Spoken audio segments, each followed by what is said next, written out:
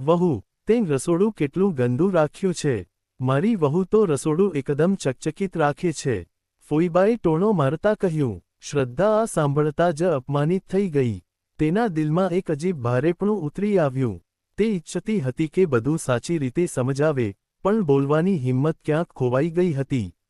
આંખોમાં શરમ અને મનમાં સવાલ થઈ રહ્યા હતા કે આખરે તે શું ઓછું કરી રહી છે. રસોડામાં ઊભેલી શ્રદ્ધા બસ ચૂપચાપ બધું જોતી રહી.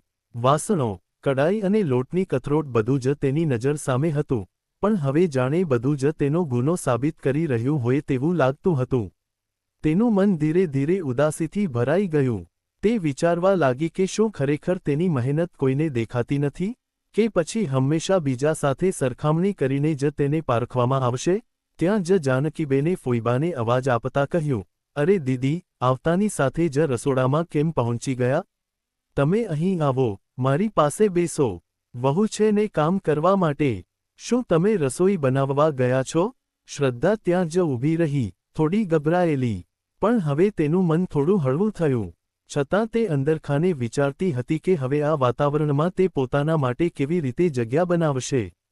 બંને હોલમાં બેસીને વાતો કરવા લાગ્યા. જાનકીબેને ફરી વહુને બૂમ પાડીને કહ્યું, વહુ, દીદીને મિક્સ વેજ ભજીયા બહુ ભાવે છે. તો તું બટાકા, ફુલાવર, વટાણા, લીલી ડુંગળી, કોથમીર અને પાલક બધું ભેગું કરીને ક્રન્ચી ભજીયા તળી લાવ. સાથે કોથમીર ફુદીનાની ચટણી પણ બનાવી લેજે. હવે તેને લાગતું હતું કે જાનકીબેન તેને ભરોસા અને પોતાનાપણાથી જોઈ રહ્યા છે. તેને અહેસાસ થયો કે માત્ર મહેણા મારવાવાળા જ નહીં, પણ કેટલાક એવા લોકો પણ છે જે તેની મહેનતની કદર કરે છે અને તેને સાચો રસ્તો બતાવે છે. તે ભજીયા બનાવવા માટે શાકભાજી સુધારી રહી હતી, ત્યાં જ તેના કાને સસરાજીના રૂમમાંથી ખાંસવાનો અવાજ આવ્યો. તે તરત જ બધું છોડીને તેમની પાસે દોડી ગઈ. રૂમમાં જઈને જોયું તો સસરાજીની તબિયત થોડી નરમ લાગતી હતી. તેણે ઝડપથી દવા આપી અને પાણી પણ લાવી આપી. તેમની તબિયત જોઈને શ્રદ્ધાનું મન બેચેન થઈ ગયું. તે પોતે પણ થાકી ગઈ હતી, પણ તેણે કોઈને કહ્યું નહીં. બસ પોતાની ફરજ અને પ્રેમથી તેમની સેવા કરવા લાગી. જ્યારે શ્રદ્ધા સસરાજીના રૂમમાંથી પાછી આવી રહી હતી, ત્યારે ફોઈબા તેને જોઈને વ્યંગમાં કહેવા લાગ્યા, સારા ઘરની વહુ આટલી ઝડપથી ના ચાલે. થોડું ધીરે ચાલતા શીખ. પછી તે પોતાની ભાભી તરફ ફરીને બોલ્યા, તારી વહુ તો બહુ તેજ છે. ઘડપણમાં તારી શું સેવા કરશે? આને તો દરેક કામમાં ઉતાવળ જ કરવી છે. ત્યાં જ શાળાએથી શ્રદ્ધાના બંને બાળકો ઘરે આવ્યા. શ્રદ્ધા તેમને રૂમમાં લઈને કપડાં બદલાવવા ગઈ. ફોઈબા ફરી ટોણો મારતા કહેવા લાગ્યા, એક ભજીયા બનાવવાનું કહ્યું છે અને જુઓ, કેવા જુદા જુદા કામ કાઢીને રસોડાના કામમાંથી બચવા માંગે છે. કેટલી તેજ છે તારી વહુ. શ્રદ્ધા બાળકો સાથે રૂમમાં હતી, પણ ફોઈબાના શબ્દો હજુ પણ તેના કાને અથડાતા હતા. તેનું મન અંદરથી દુઃખી હતું, પણ તે જાણતી હતી કે તેની જવાબદારી જ તેનો સહારો છે. જાનકીબેને વહુનો પક્ષ લેતા કહ્યું, વહુ આખો દિવસ આટલા બધા કામ કરે છે, બાળકોને સંભાળવા પણ જરૂરી છે ને. તેમના અવાજમાં પ્રેમ અને સમજદારી હતી. આ સાંભળી શ્રદ્ધાનું મન થોડું હળવું થયું. તેને લાગ્યું કે આટલા બધા લોકો વચ્ચે કોઈ તો છે જે તેની મહેનતને સમજે છે. બાળકોને તૈયાર કરી દૂધનો ગ્લાસ આપ્યા પછી શ્રદ્ધા ફરી ભજીયા બનાવવાની તૈયારીમાં લાગી ગઈ. આ વખતે તેના હાથ ઝડપથી ચાલી રહ્યા હતા. રસોડામાં તેની બંગડીઓનો રણકાર ગુંજી રહ્યો હતો, જાણે દરેક અવાજમાં મહેનત અને ઉત્સાહ હોય. તેની આંખોમાં એક ચમક હતી. તે વિચારી રહી હતી કે ભલે ગમે તેટલા મહેણા મળે, કામ કરવાની તેની રીત જ છે અને એમાં જ તેને સંતોષ મળે છે. બીજી તરફ ફોઈબા ફરી શરૂ થયા, આવી જ રીતે નાના નાના કામ કાઢીને તારી વહુ આખો દિવસ બગાડી નાખે છે. તને તો વહુનો પૂરો ઉપયોગ કરતા પણ નથી આવડતું. આ સાંભળી શ્રદ્ધા સ્તબ્ધ થઈ ગઈ.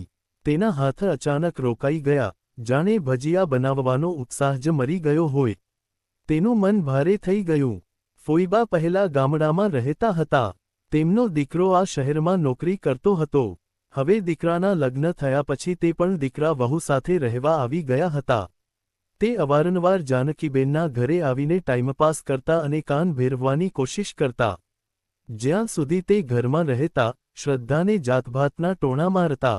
તેમની પોતાની વહુ તો સવારના વહેલી ઓફિસ જતી રહેતી, એટલે તે અહીં આવીને શ્રદ્ધાને હેરાન કરવામાં લાગી જતા. આજે પણ તેઓ જાતભાતની વાતો કરી રહ્યા હતા અને શ્રદ્ધાનું મન ગભરાઈ રહ્યું હતું કે ક્યાંક તેમની વાતોમાં આવીને તેની સાસુ તેની સાથે ખરાબ વર્તન કરવા લાગશે તો તેનું શું થશે? ફોઈબા આગળ બોલ્યા, મારી વહુ તો ઘર સંભાળવાની સાથે 12 કલાકની ડ્યુટી પણ કરે છે. વહુઓને તો નીચોવીને તેમની પાસે ખૂબ કામ કરાવવું જોઈએ. શ્રદ્ધા ઘણી પરેશાન થઈ ગઈ હતી અને હવે તેને ગુસ્સો આવી રહ્યો હતો. તે જ સમયે તેની સાસુએ ગુસ્સામાં તેને હોલમાં બોલાવી. શ્રદ્ધા ગભરાઈ ગઈ અને વિચારવા લાગી કે ક્યાંક મમ્મીજી મને વઢવા માટે તો નથી બોલાવી રહ્યા ને?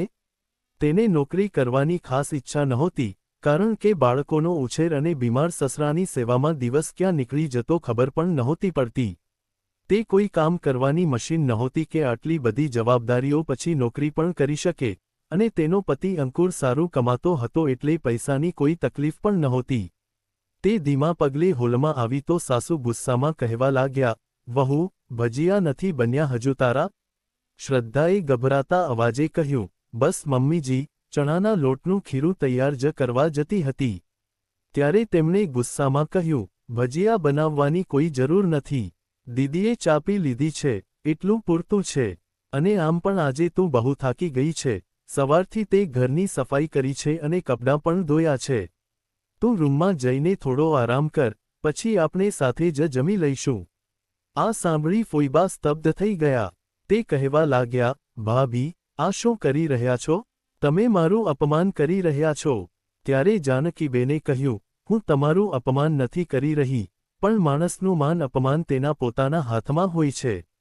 મારા ઘરે આવીને મારી વહુ વિરુદ્ધ મને ભડકાવવાની કોઈ જરૂર નથી. તમારી વહુ ઘર અને નોકરી બંને સંભાળે છે તો સારી વાત છે. અત્યારે તેને બાળકો નથી. મારી વહુ ઘર જેવી રીતે સંભાળે છે, મારા માટે એટલું જ પૂરતું છે. મારે મારી વહુને નીચોવીને કામ નથી કરાવવું. તમે અહીં આવશો તો અમે પ્રેમથી સ્વાગત કરીશું, પણ રોજ આવીને મારા કાન ભેરવવાની જરૂર નથી. સાસુનો જવાબ સાંભળી શ્રદ્ધાને નિરાંત થઈ. બીજી તરફ ફોઈબા બબડતા બબડતા ત્યાંથી નીકળી ગયા કે, હવે તો હું તારા ઉંબરે પગ પણ નહીં મૂકું. શ્રદ્ધા ગળગળા અવાજે બોલી, આભાર મમ્મીજી, તમે મારો સાથ આપ્યો. જાનકીબેન હસતા હસતા બોલ્યા, એક સમયે હું પણ વહુ હતી અને નણંદબા મને પણ આવા જ ટોણા મારતા હતા. ત્યારે મારામાં બોલવાની હિંમત નહોતી, પણ મારી વહુ માટે તો મારે બોલવું જ પડશે ને. શ્રદ્ધા ખુશ હતી કે તેની સાસુએ તેની મહેનત સમજી.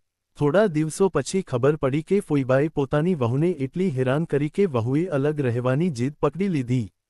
હવે ફોઈબાને શરમ અનુભવાઈ કે આ જ શહેરમાં તે દીકરાના ઘરથી અલગ કેવી રીતે રહે? મજબૂરીમાં તેમને ગામડે પાછા જવું પડ્યું. હવે તેમને સમજાઈ રહ્યું હતું કે વહુને નીચોવીને કામ કરાવવા કરતાં તેની સાથે પ્રેમથી વર્ત્યા હોત, તો આજે પોતાની ઇજ્જત પણ જળવાઈ હોત અને દીકરા વહુ સાથે રહી શક્યા હોત. મિત્રો, આશા છે કે તમને મારી લખેલી આ વાર્તા પસંદ આવી હશે. આવી જ નવી વાર્તાઓ માટે કથા સંચય ચેનલને સબસ્ક્રાઇબ જરૂર કરજો. ફરી મળીશું એક નવી વાર્તા સાથે, ત્યાં સુધી આભાર.